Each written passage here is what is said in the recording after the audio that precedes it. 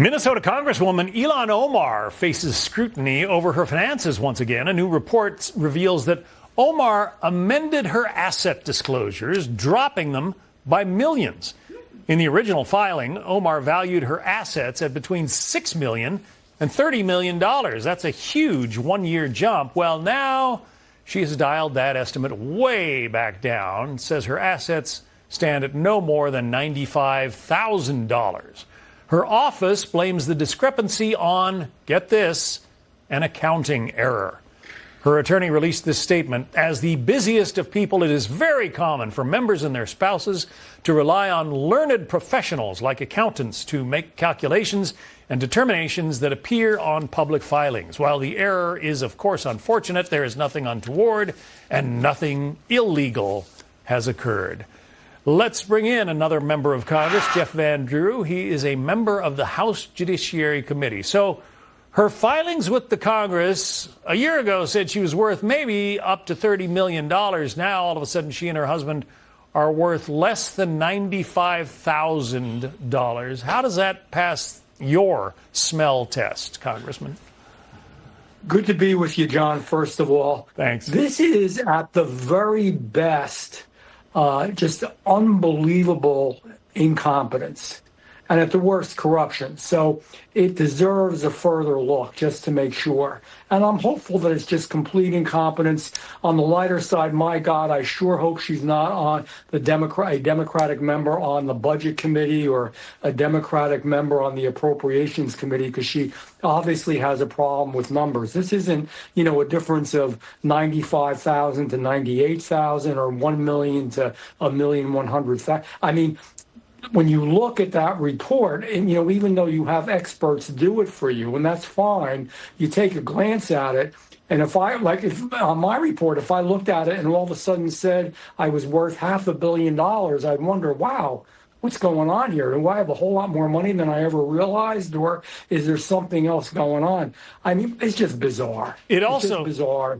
It comes at a time when the district she represents in Minnesota is under all kinds of investigation for, fraud, that Somali fraud thing that's been apparently costing $30 million or more in her district.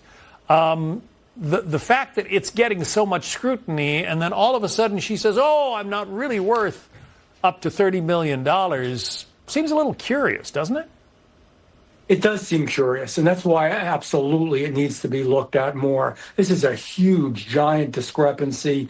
And like I said, either it's just complete incompetence at a level that you never see, or something is very, very wrong and they're trying to kind of wiggle their way out of it. And if something's very, very wrong, we need to know about it. It needs to be investigated. It needs to be scrutinized. Once again, the American people deserve to know the truth. Yeah, her husband owns a winery in California and a venture capital firm, I think in the Washington, D.C. area.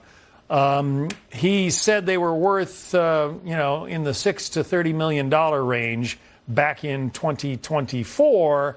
And now all of a sudden, after these revisions, they are worth nothing, no assets. Again, just seems a little curious.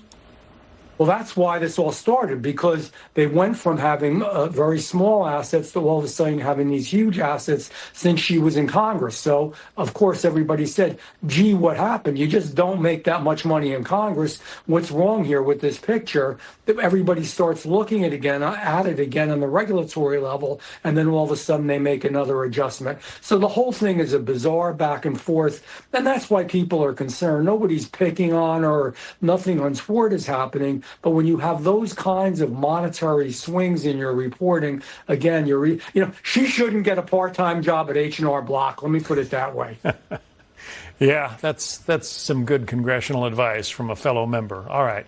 I want to start off our second topic with a soundbite. Let's listen to this, and we're going to get your reaction on the other side. Listen. I don't know if anybody has noticed, but I am not white. I wake up brown every day. I'm not sure what race has to do with any of this. There's four kids that we talked about today, and y'all can't seem to stay on topic for what, an hour of your time? You got to bring up what about? No, we're talking about these 4 kids. We're talking about angel families. Stay on topic.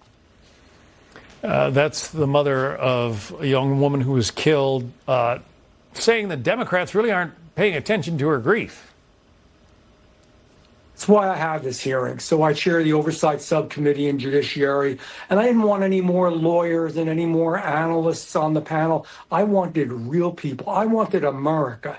And John, to just hear and see that hearing, these women were unbelievably brave and smart and strong, and they talked about their kids, 3 of whom had died, and the other one is profoundly handicapped for the rest of her life. If you didn't tear up, I swear to God, this is not politics. This is real mothers talking about their children. And you know what? The other side talked about Epstein, and they talked about Trump, and they talked about MAGA, and they talked about politics. And these mothers, we didn't have to do anything on my side. As chair, I said what I believed. But these moms, let me tell you, I wouldn't want to have to debate any of them on the issue because they were right. They talked about children who will never have the chance to live their lives like normal people. It was heart-wrenching, it was heartbreaking, and it didn't have to be. We knowingly and purposefully allowed bad individuals, criminals who were illegal, to stay in the United States of America, and they committed all kinds of horrible atrocities. One of the other moms talked about her child who was beaten to a pulp by an illegal criminal, and then bound, hands and feet together, tortured, finally put on fire, murdered by putting them on fire, and threw them like a piece of trash into a field. And we're allowing those types of people into America. Come on.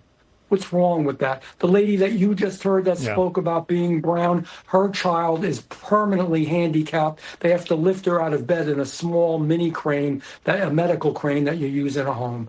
There's no words. Patricia Fox criticizing the Democrats there for, changing the topic.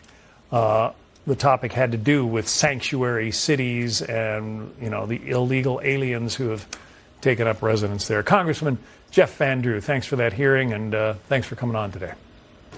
Thank you, John. Take care. You too.